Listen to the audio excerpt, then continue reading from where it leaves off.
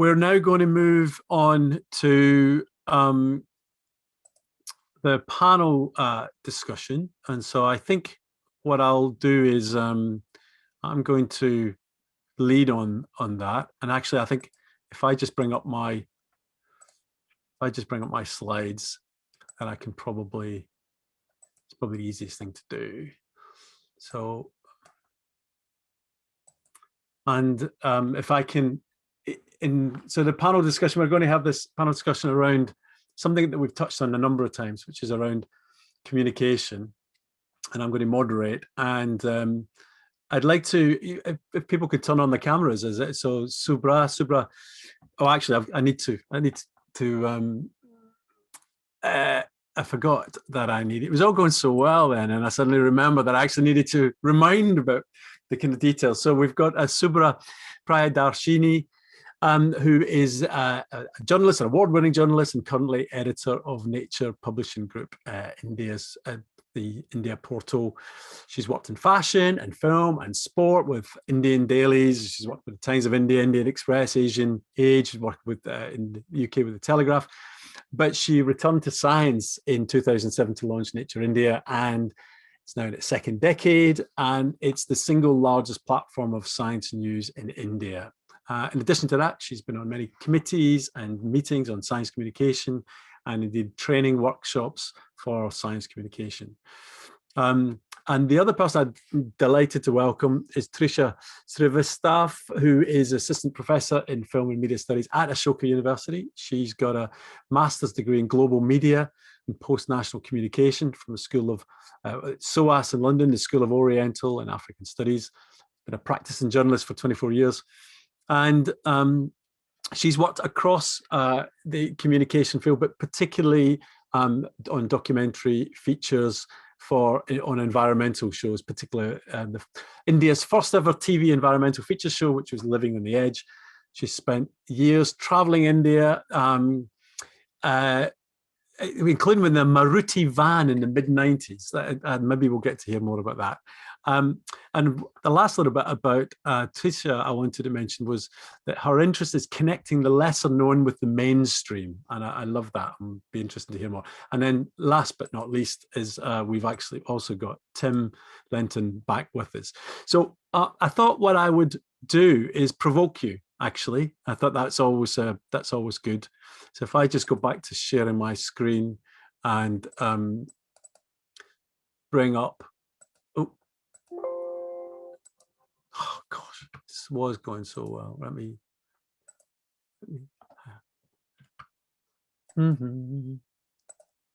So hopefully we can see this panel. Can someone nod to tell me that you're actually seeing this rather than probably my email? Or there's a big thumbs up from Subhra. Thank you. So so my academic background really is in science communication, but that it might be worthwhile saying what that is. Well, it's tons of different things. Science communication is lots of things to different people. I've kind of put the landscape of it here in terms of two axes: public participation, the extent to which the public's actually involved in the process, going from low on the left across to high on the right. And then the motivation really of the scientist, whether it's about they've been driven by knowledge and kind of pure the pursuit of pure academic work, or whether they're interested in solving problems. And there is the landscape. So most academics, most scientists, tucked down in that bottom left-hand corner, they write academic articles, they attend academic conferences.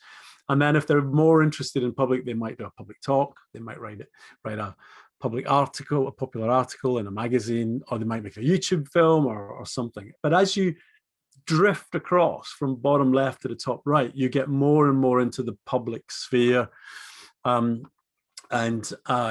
games and festivals and things like that. And the one that's highlighted was the one that I've spent most time in, which was in television science. So I think it's worthwhile simplifying that down into two modes of thinking, really, which is the one on the bottom left is really what's referred to as public understanding of science, or the deficit model, that the public have a deficit of science and knowledge, and that our job as scientists is to fill that deficit by telling them all the things that we know. So that is the idea that our job is become better communicators, to be able to dress up, to make our science more palatable and easier to digest, so that people can understand what we understand. And there's the model that's really in many places taken over from that, certainly in science communication, but I would argue not in the academics head, is a dialogue model around public engagement that says, no, actually the interesting thing is should be the public. What do the public want? What are the public interested in? So I'm tend to be a geologist, so they tend to be interested in dinosaurs and volcanoes and things like that. So we start where the public is. And then what happens then is we then, the idea is it's the public that drive it, essentially. And it should be about, understanding the public desires. I would argue, and this is something we might want to pick up, that really all that has changed in the last decade, and certainly since 2015 with Paris, with the SDGs, with this Sendai framework, which is a framework for disaster risk reduction, where there's a lot more emphasis on people-centered approaches, inclusive, participatory approaches. And in the science world, that has led to a change from what's referred to as mode one thinking, so business as usual, academic thinking, to think slightly more user-inspired approaches, sometimes referred to as, again, the third mission of universities is around, working much closer with the business, etc. And then find more and more in nudging into what's referred to as mode two science, which is about co-production, working with a much more varied set of actors that might involve stakeholders in business, stakeholders in policy, communities that people are working in. And then also this notion of social learning, which are environments, that natural laboratories that might be working in particular communities of need, really, and basically the science being dictated and changed by that process. So that's, I think, creating interesting dynamics within universities. And I've got Ashoka up here as one example of this, and it's not the only one, where this is a model. It's not my model. It's by communications specialist, talking about, in the past, we've lived in these different silos: environmental science, creative art, social science, philosophy, and religion. But actually, to address and Radhika mentioned this about wicked problems, these almost impossible to solve simply problems. We need to start merging these. So the environmental sciences might provide some technical data and models, but creative arts provides inspiration, creative approaches. Social sciences provide the cognitive understanding of how people process, but also things around communication science. And then finally, very critically, some of the ethical dimensions that we've got to face would come up in places like philosophy and religion. So in my view, this is an argument for something like 3CS and these interdisciplinary, even transdisciplinary attempts. My final slide before going into the panel is this notion really of redefining that original one about the public participation and motivation, which is that I would argue, this is kind of following marketing language, really, that what most science communication is make and sell. We produce our science through serendipity and curiosity and interest. We then report it, and we basically sell it to the public because their taxes are paid for it, and we tell them how amazing it is and they should love it, even though they didn't actually ask for it. If you're interested in communication, you can move into that sense and respond move, which is basically understanding there's a science to the public communication. You can learn from psychology and sociology and anthropology about what the public want, and then you can tailor your messages much more effectively to what we think the public want. But often what the public are interested in is quite short term. The real challenge, I think, has been touched on by all the speakers today, is how do you get people interested in things that are 20 or 30 years further on? And that takes into a new social marketing space around social value, which is referred to as guide and co-create. Guide is the long-term sense of direction of leadership, because we think we know where we need to go from a science perspective. But the absolute critical thing that we have to co-create, we have to bring our audience, our public, whatever, our stakeholders with us on that journey, and that journey may change direction, which means that the skill set, interestingly enough, communication skill set in the guide and co-create domain is completely different from the skill set in the make and sell. It's interdisciplinary, it's participatory, and it's reflexive, and it should be directing wisdom rather than knowledge, wisdom at problems of the living. And it's on that basis that I think I'll finish there and really kind of take it back to how am I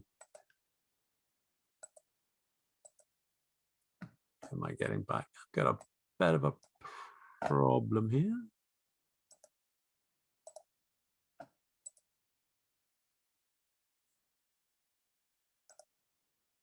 Now, for some reason, aha, there you all are. Thank you. Whew.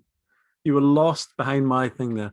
And I noticed, I don't know if Radhika's still around. I noticed her in the background. I'm more than happy if she would like to join us. If she is still around, she might have gone away to do something else. But if she's still around, I'd be delighted for us to join. We've heard from Tim. Subhra, could you just say a few words about your take on this, your kind of starting point for some of the debates, and I'll ask Tisha in just a second as well. But Subhra, just what's your position on some of these issues? Yes, thank you, Iain. Thank you, everybody who's got me here. Let me provoke you a little bit more, Iain, and that's to question who your public are. You're talking about public, you're talking about the messengers and the people you want to, deliver that message to. There could be several publics to your communication, right? And this audience really matters. Who are you targeting your communication to really matters. And for each of those segments, for the policymakers, you want to make a change in the policy, you are communicating in a specific manner. You want to go out and talk to the villagers in a particular area to make behavioral change, advocacy, public engagement, you have a different set of messages and a different way to deliver that message. So your publics really are, and of course, education, there's a different public. So your public really is quite layered, and your communication therefore has to be as much nuanced, is what I think. So you did talk a little bit about citizen involvement and how we bring our peoples into the dialogues that we have around climate change. And I'm sure the other panelists will have views on this. But one thing that I have struggled over the years about is this very thin line between, say, journalism and activism. And when do we cross that line and get to the other end and sort of become activists and advocates of what we want to do? So old school journalism would tell you that you have to be balanced, fair, and equal in what you portray. That has suddenly and for its very own good reasons, changed in the recent past. And we see so much bipolar messaging around us that we are very fast losing friends as well. Like we were talking yesterday, Iain, you do know who your friend is yesterday, who it was yesterday, but tomorrow you're not very sure whether that same person will have the same views and whether those views are so distinct and stark from your own in the messaging that they do, in the communication they do. So two things that I just want to peg, and then I'll leave it for the others to take over, is we are advocating as nature, the fact that the United Nations Environment Program is 50 this year. And the fact that it started off as a body that, talked about shrinking of the ozone hole, it co-founded the IPCC, it created several ministries of environment across the world. So that kind of might it had, and it slowly lost steam. And today, the UNEP is in a position where, its influence is waning. So is it not a great time to communicate that UNEP gets back to where it began and becomes the so-called WHO of the climate change program, for instance, across the world? The second thing that I want to advocate, and we are advocating as a publisher, is that citizens actually get more involved in all our climate modeling. We have been talking about this forever, but the message that we want to get across now is that the sixth assessment is upon us. And it is a great time to advocate for including citizens' views, making it a more inclusive and transparent dialogue, so that we go to the next level of, a citizen dialogue in terms of climate change. I'll stop there and I'll come back to more nuanced how-tos of doing communication. Great, and I definitely want to pick up that advocacy activist thing with Tim as well, because I think it's exactly the same thing with science at the moment. But I'm going to go to Tisha, because you are in that advocacy role unashamedly. So what's your kind of starting point here? You're muted, I think. So I want to share a couple of things just to place the context, where I started communication. So about 1988 to 97, we have that IPCC movement to Kyoto Protocol, where the communication is broadly science, public policy, public opinion, but very specialist driven. So it's a decade in which it's a top-down science trying to communicate with governments and scientists. While they remain social actors, it is politics and politicians who begin determining the next decade in terms of actions, in terms of intergovernmental exchanges, in terms of the negotiations. So, but it's after about 2000, and I living on the edge that you mentioned was 1995, and I remember, obviously we were reporting for 20, 25 days at a stretch, and when we would speak to people, let's say if you were speaking to a particular village which was on the edge of a national park versus a village that was on the edge of a city, there were two completely different conversations, even if you were speaking to villagers. So the point that Subhra made about that within publics, there are several contexts. But I want to actually point to some of the things that have emerged in common from 2000 onwards, whether one was doing reportage, whether one was doing advocacy. I was also training a lot of village girls to become reporters. I found that whether I'm speaking to a responsible tourism tour operator, sort of heading, some sort of a group which looks after adventure tourism, or if I'm speaking to, let's say, a villager, there are 2-3 questions that they all have. And I think those questions are linked to issues around communication. One is that the definition in various publics' minds is a battlefield. There is confusion over causes and effects. That connection is not necessarily made between causal sort of things and correlational things. So there's a missing science there. The third thing is that 2000 onwards, by about actually late mid-90s onwards, we also have a generation now, which is probably in college in Ashoka, which has had some exposure to some version of environmental studies. So there has been a leap in half knowings, in some cases awareness building, in some cases concrete activism, but the debate or the conversation is in the media discourse. If you look at media as journalism, or even actually I would say films, this generation, highly consumptive generation, alongside highly aware, a student generation. So this is also the dichotomy there, but their awareness through having experienced extreme events themselves.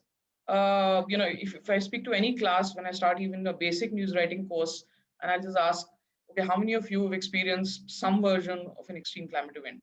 And many hands go up, as against the same class that I was probably taking in the 90s. So there is an experiential dimension, which I think is quite ignored in building communication. So these are some sort of, the media discourse is extreme event focused. There is confusion in cause and effect. International politics still dominates the conversation, not local connection. And reportage is very much around meteorological phenomena, but not necessarily a scientific community's conversation with weather reporters, for instance. And we know that, for instance, in just the course of this 1 year, or sorry, not 2021, but 2020 to 2021, television has retained primacy in India as the primary media, and weather reports go on air every night. But where is the conversation? And that's where I wanted to come to the problems, which is the communication problem, is that, is there a space where we remain scientific without oversimplifying? Doom can become can do? Is there a space where scientists and public communicators can actually work alongside? Is there a way of making scale relatable?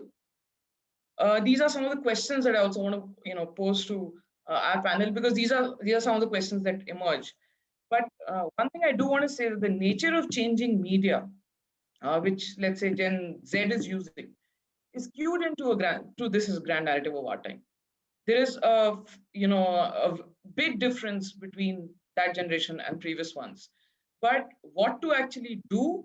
Can we possibly put more resources in the hands of field scientists who are willing to turn this conversation into, again, an experiential space of registering observation? And we'll come to some of those suggestions later. But I wanted to place the communication challenge as not something which was only a class or like a caste consciousness, but actually some similar patterns which are emerging from across the board. Thanks for that. And that connects into a number of things that both Subhra and Tim have said. Tim, could you pick up from that from the academic point of view? And particularly that interesting, that's I refer it as a slippery slope to advocacy and activism, but perhaps now is exactly the time when academics need to be doing that. What's your view on that? I guess I've concluded that the situation is urgent and a big enough existential risk that you have to be, in my case, part-time scientist, but part-time just citizen. And like all citizens, you should speak your mind to power, and to each other. So I'll suffer the consequences of that possibly within the academy, but this is not the time to shy away from what you introduced us to, Iain, which is I think the desperate need to kind of co-create a vision of the future we want to work towards together. So it's clear, and Radhika nicely showed the example of Greta and everybody else. I was with them on the streets. It's easy to know what we're against now, I think, and to protest, and that's a rightful role for that. But we also should have learned from the Occupy Wall Street and similar movements that we have to know what we want to work towards, and then how we get from A to B, how we get from here to there. And so that's where I see a huge role for co-creation. And in my own little world in Exeter, we've started a living lab with a group called Pivot Projects, which is interconnected around the world, where we bring citizens and various local policy scientists, you name it, together. And we're just trying to map out the system of our locale, and with a view on how can we find the virtuous cycles to transform towards a more flourishing, sustainable state, whatever that means, whether that's transport systems or schools or our education or whatever. And that's an exercise that's being replicated one way or another around the world and being networked together. And that's an exciting place to be, because it's through that we can sort of do both. We can develop a vision of what we want to work towards, but we can also root it in a systems understanding of where we are now and what the roadblocks are and how we might get past some of those roadblocks. And there's no chance for the academics to do that on their own, to put it bluntly. We're just not, we don't have the knowledge and the wisdom of all the practicalities, the politics of any given locale, the business interests, the human dimensions. So I actually find it quite empowering to just be, you know, an instigator and a part of a process like that. And yeah. So can I ask I was just going to ask a follow-up and then pass it on to Tisha and Subhra, which was, in this context, it's easy to blame business and government and things like that, but do you think universities are fit for purpose at the moment for tackling these issues? Not all of them, that's for sure. I mean, because we are still, all of us, kind of in the echo of a 19th century separation into disciplines and a kind of marriage. Obviously, none of us are blind to the fact that universities are part of the same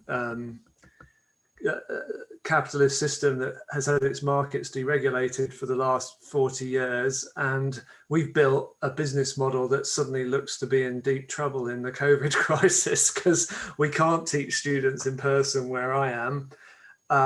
And why on earth should they pay the fees to be taught a premium education by us if there's no added experiential value to that? So I think we're in a crisis, and that might not be a bad thing because it might force us as a sector to rethink our role. And of course, as you know, I spend a lot of time trying to open up a space for social learning by putting now 5 different massive open online courses out that starting a long time ago, 7-8 years ago, and that's been really empowering and exciting. It doesn't have a solid business model behind it, unfortunately, but I still feel proud of doing that. So yeah, universities are changing with the times and are being forced to, and that.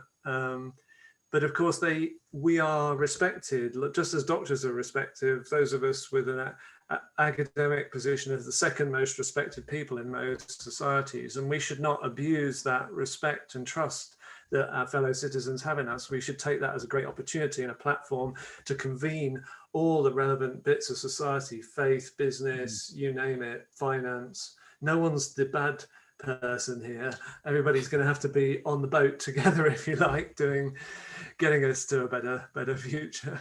So Subhra, the view from the outside then, you know lots of universities. Do you get a sense that there need to be structural major regime change there?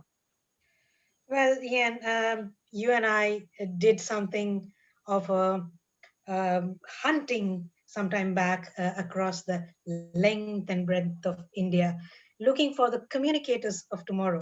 If you remember, during the FAME Lab, we went around the country looking at the best universities and a great crop of people who could communicate science. And these people were not necessarily geared up to be interdisciplinary or geared up to think in terms of going beyond their particular niche disciplines, even in science.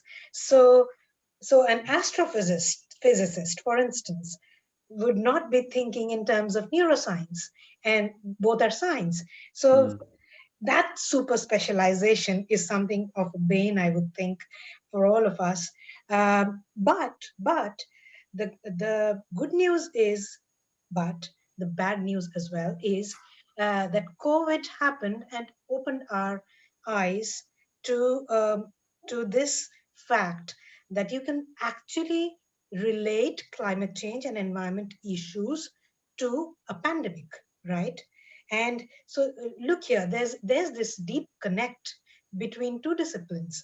It's epidemiology, virology, sociology, and then it is climate change.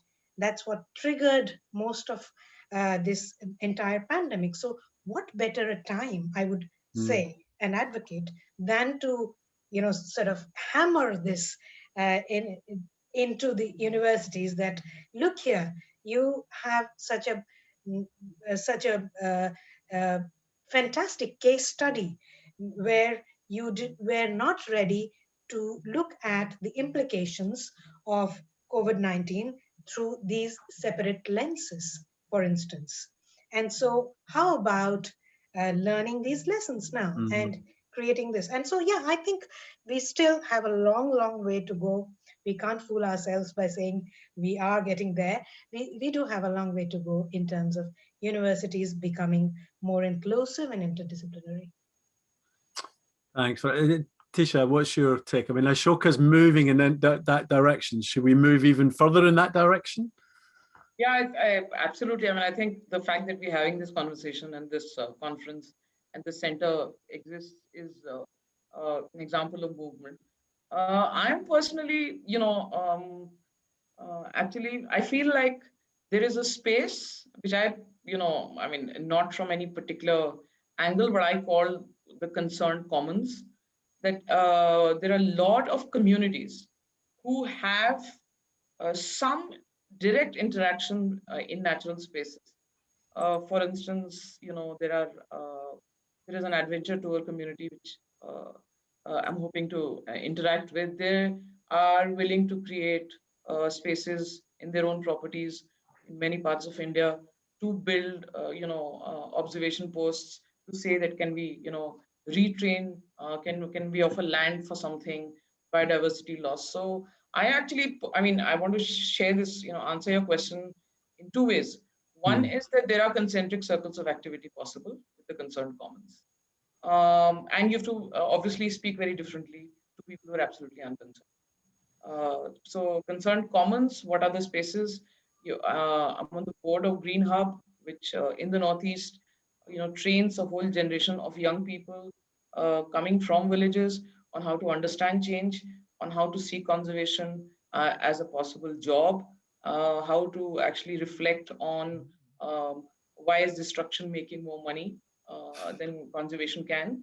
And as they understand change, as they begin to shoot stories, I think Dr. Nandini Velo's work with Ramaluri of the virtual reality project in Eagle Nest is one example of people could be living very close to nature, but actually not actually have had sufficient acquaintance. And there are all sorts of tools available, which I think a generation of field scientists is beginning to use. So my direct answer to your question is that universities can put more resources in the hands of field scientists. Universities can break the old silos of top-down to top and begin to work alongside people who understand communication. Even if, in fact, if I ask the dumbest questions of the scientists, it's really good because I'm answering that question on someone else's behalf. Yeah, no, absolutely. Yeah? So I think those are spaces which exist, and almost I know of organizations which are keen to align with universities to offer long-term support in terms of land, in terms of people, in terms of projects. So I think it's a two-way dialogue which is to be opened up faster. So everyone's kind of talking about, and I had obviously initiated or mentioned it too, but the importance of co-creation and working with communities. A couple of questions come up in the chat there. So Tisha, maybe you could start with them and then whoever else can jump in. We don't need to go all the way around, but if we want to. With regard to involving communities, would panelists comment on the potential of academics collaborating?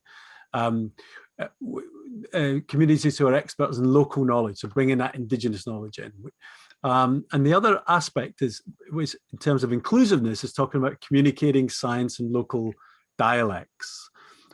So, that's quite far from the modus operandi, the comfort zone of most academics, but obviously important. How do we do something like that? Should we be doing that? I mean, there is even within Ashoka, when translation comes up and there are other departments which are willing to engage with the biosciences, there is scope and potential there. But I mean, I would even go so far as to say, to make fake news kits in Indian languages, a media studies department can look at it. Can citizen science kits, can we make resources available so that translation can happen? Look, the truth is that this grand narrative of climate change is now in an experiential space for ordinary citizens. And we have to capitalize on that. And with one generation, a student generation, you can do it.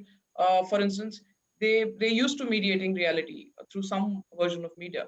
So where is the, the interesting film? I mean, I'm from film and media studies. Where is the interesting film? I keep saying that the day climate change moves from documentaries to a Bollywood film, then we'll talk of successful communication.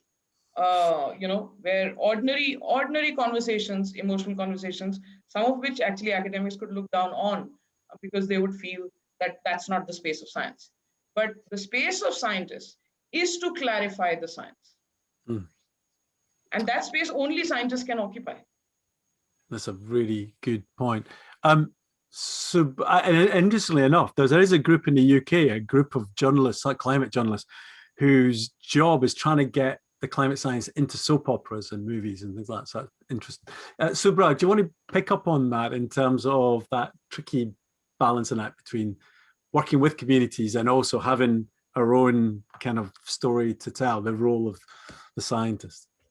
Absolutely. I mean, I totally agree with Tisha. And I know that many times you will be surprised what you get when you go to the field. It may not be what you want to tell them is more important.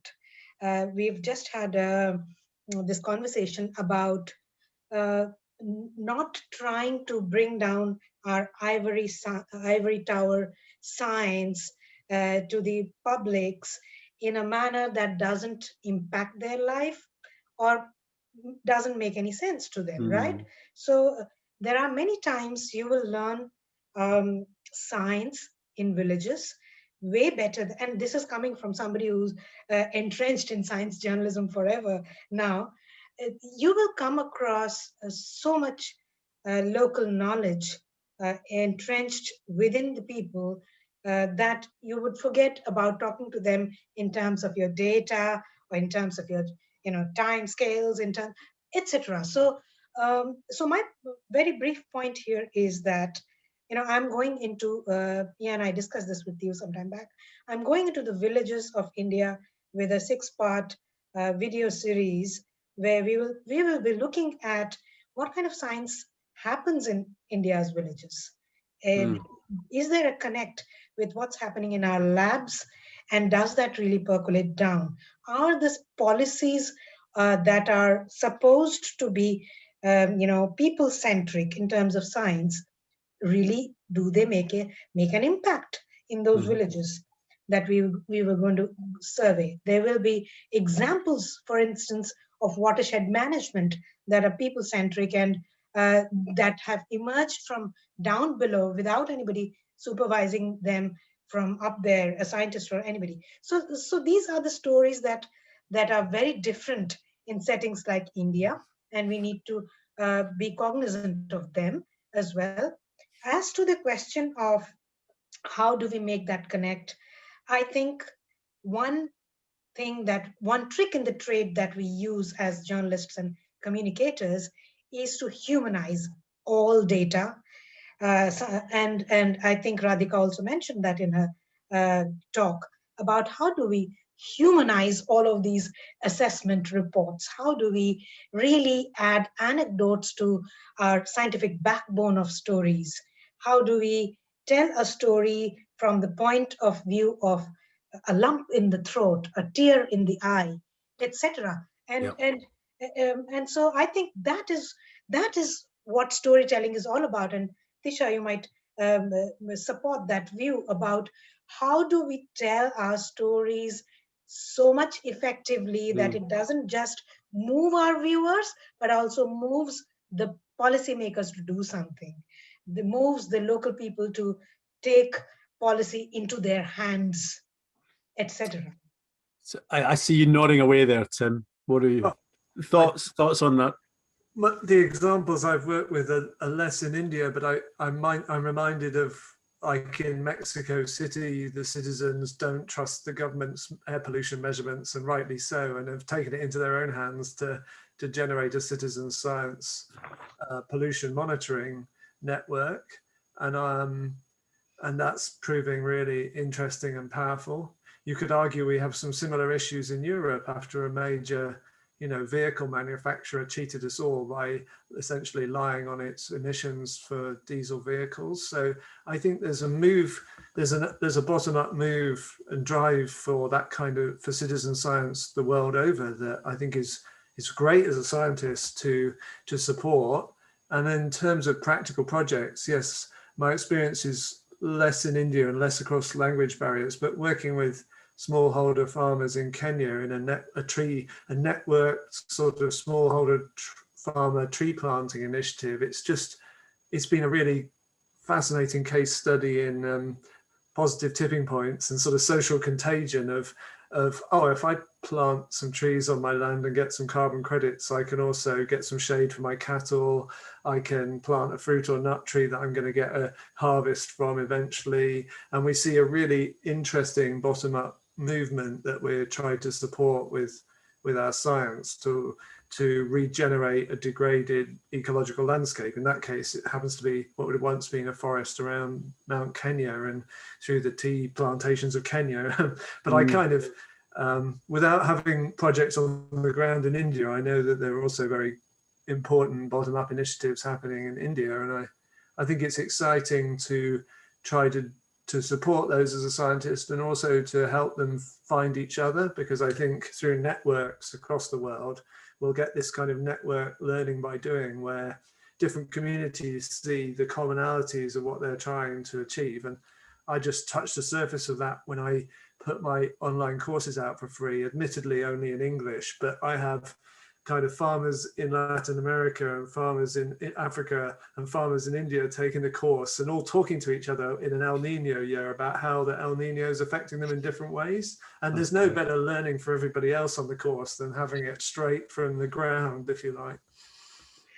That's correct. And I just wanted to, I mean, there's a final comment. We're out of time almost, and I just want to pass over in a second to some closing remarks, but there's a comment that Professor Sarkar has put into the Q&A really, and it's a very interesting one. We're talking about co-production, but actually maybe, and it's touched on, several of you brought this up, maybe one of the things we need to do is ask those multiple publics out there what our communication should be, rather than us kind of deciding. And we've talked to this changing media landscape and everyone's nodding. And I think that'll be one of the interesting things that we take forward. Listen, thank you very much. I apologize to everyone for the start, because I realized now I hadn't, supposed to be a professor of communication and I couldn't even get my slides working right, which is terrible.